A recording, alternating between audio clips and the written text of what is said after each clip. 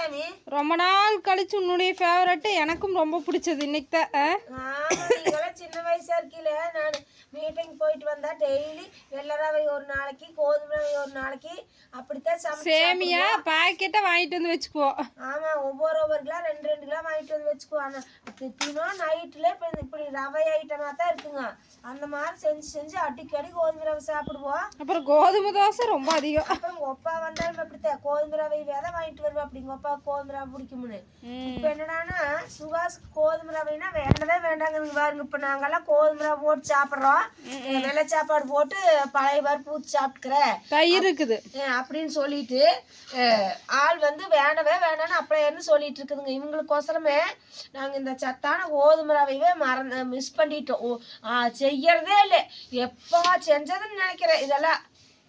போன டைம் செஞ்சோம்ல, போன வாரம் என்னமோ ஒரு டைம் செஞ்சது. நான் அப்புறம் சாப்பிடவே முடியாத நிலைமையில தான் நான் இருந்தேன்.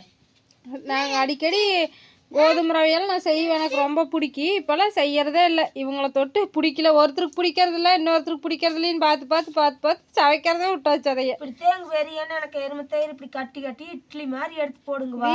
வீட்லேயும் நாம் இப்படி செய்வோம்ல, தயிர் பிறைய ஊற்றுவோம்ல. கையிலலாம் வாங்கக்கூடாது, தட்டில் போட்டு சாப்பிடு. சளி பிடிச்சிருக்குது ஏற்கனவே. கையில எதுக்கு வாங்குற, சாப்பாட்டுக்கு ஊத்திக்கலாம். ஃப்ரெண்ட்ஸ், இன்னைக்கு நம்ம வீட்டில் இரவு வந்து இதுதான் டிஃபன். இரவு டிஃபனுங்க ஆறிது, அதுக்குள்ள சாப்பிட்டு முடிச்சுக்கிறவா. ஏன்னா கோதுமை ரவை செஞ்சு ரொம்ப நாள் எனக்கு இன்னைக்கு சீக்கிரமா சாப்பிடணும்னு நானே வந்து ஆர்வமா போட்டுட்டு இருக்கிறேன். சாப்பிட்டு பார்த்து சொல்லு, உப்பெல்லாம் கட்டாக்குதான் ஆர்வமா போட்டு இருக்கிறேன். இது உங்கள் வீட்டிலலாம் என்ன சமையல் இன்னைக்கு அப்படின்னு சொல்லி சொல்லுங்க. கையில் எடுக்காத அடி பின்னிருவேன் நான். கையும் கழுவுல ஒன்றும் கழுவுல அமைதியாக போகுது. கம்னரு அந்த இஞ்சி உள்ள தட்டி போட்டு கொத்தமல்லி கீரையும் போட்டு சூப்பர் டேஸ்ட். ஓகே வாங்க ஃப்ரெண்ட்ஸ், நம்ம வீட்டில் சூடாக உப்புமா சாப்பிடலாம். நண்பர்களே, உப்புமா காப்பி. இதுக்கு வந்து தேங்காய் சட்னியும் செமையாக இருக்குது. ஆனால் இருந்தாலும் எங்களுக்கு தயிர் தான் ரொம்ப ரொம்ப பிடிக்கும். ஏமா நாங்கள் அந்த மாதிரி சட்னி போட்டு சாப்பிட்றதே இல்லைங்க. ஆட்டா ஆராதனா மோருங்க, இல்லைன்னா தயிர். மோரும் செம சூப்பராக இருக்குது. ஆமாம். ஓகேங்க ஃப்ரெண்ட்ஸ், நாங்கள் சாப்பிட்றோம், நீங்களும் வாங்க சாப்பிட்லாம். அனைவருக்கும் இனிய இரவு வணக்கம். இன்னைக்கு தான் எங்களுக்கு பிடிச்சது, திருப்தியாக.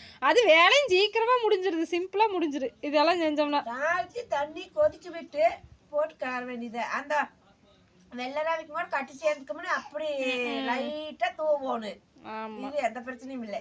சாப்பாடு செஞ்சு என்ன குழம்பு செய்யறதுன்னு இதே ஒரு இதாக இருக்குது. அதே இனிமேல் வாங்கி வச்சுக்கலான்ட்டு இருக்கிறேன். மறுபடியும் திரும்ப அதே மாதிரி பாக்கெட்ஸாக வாங்கி வச்சுட்டு டெய்லி ஒவ்வொன்று. அப்புறம் சப்பாத்தி பூரி வாங்கிட்டு வந்துருங்க. வெள்ளை ரவை 1 கிலோ, கோதுமை ரவை 1 கிலோ வாங்கிட்டு வந்துருங்க. அப்புறம் அது தீர வாங்கிக்கலாம். ஓகே, நாங்கள் போய் சாப்பிட போகிறோம். ஆமாங்க நண்பர்களே, பாய் ஃப்ரெண்ட்ஸ், வணக்கம்.